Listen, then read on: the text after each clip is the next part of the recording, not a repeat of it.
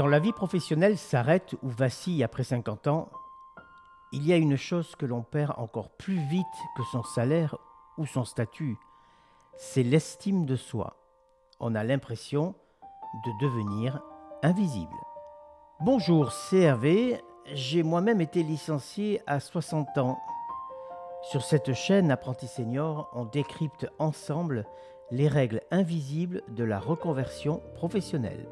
Aujourd'hui, pour cet épisode 12, on va parler d'un sujet vital, votre implication personnelle à la reconstruction de votre estime de soi. Parce que soyons clairs d'entrée de jeu, personne ne viendra frapper à votre porte pour vous redonner confiance en vous. Après 20 ou 30 ans de salariat, nous avons tous pris une mauvaise habitude. Nous avons sous-traité notre valeur à l'entreprise. Nos évaluations annuelles, nos primes, le regard de nos collègues ou de notre patron, tout cela servait de thermomètre à notre estime personnelle.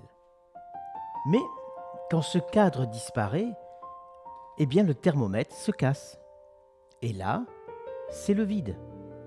On se met à douter de tout, de ses compétences, de sa légitimité et même de sa capacité à rebondir dans un monde qui va très vite. Voici la règle invisible de cet épisode. L'estime de soi n'est pas un trait de caractère figé. C'est un muscle. Et comme tout muscle, si vous le laissez au repos en attendant que le marché du travail vienne vous chercher, il s'atrophie. Travailler ce muscle demande une implication personnelle totale. Vous devez passer d'une posture passive, j'attends qu'un recruteur me valide, à une posture active.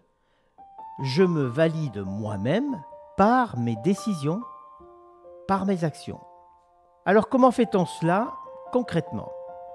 D'abord, en arrêtant de regarder dans le rétroviseur, votre ancien titre de directeur ou de manager ne vous définit plus. Ce qui vous définit aujourd'hui, c'est votre capacité à apprendre et à vous adapter. C'est là que votre implication personnelle entre en jeu. Fixez-vous de petits défis quotidiens.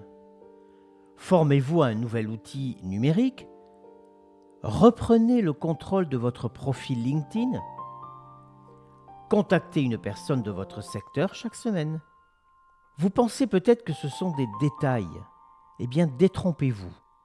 Chaque nouvelle compétence acquise, chaque petite victoire sur vous-même est une brique que vous remettez dans le mur de votre confiance.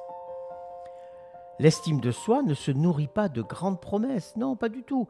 Elle se nourrit de petites preuves. Et ces preuves, c'est à vous de les créer au quotidien. Votre reconversion n'est pas qu'une simple question de mise à jour de CV. C'est avant tout un combat mental. Un recruteur ou un futur client, si vous vous lancez en freelance, sentira immédiatement votre niveau de confiance. Si vous ne croyez pas fermement en votre propre valeur ajoutée à 50 ans passés, comment voulez-vous les convaincre ?